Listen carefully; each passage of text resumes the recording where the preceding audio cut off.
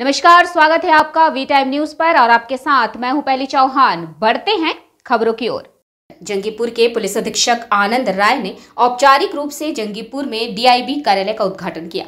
Jangipur SDPO Prabir मंडल, रघुनाथगंज थाना IC Sandeep छत्ताराज, Jangipur चौकी ओसी पलाश पाल सहित अन्य प्रशासनिक अधिकारी भी मौजूद थे। जंगीपुर चौकी से सटे डीआईबी कार्यालय के उद्घाटन से स्थानीय लोग खुश हैं।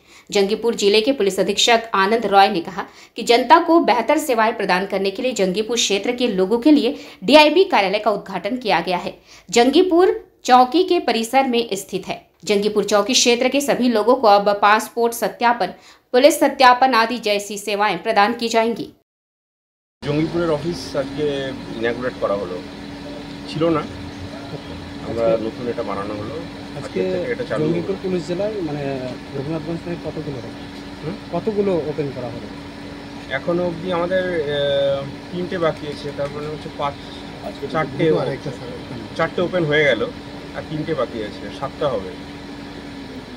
সব ডিআইওদের আলাদা করে অফিস সেট আপ, ওর আলাদা সেট আপ থাকবে যাতে মানুষের সুবিধা হয় এবং আমার অফিসারদেরও সুবিধা হয়।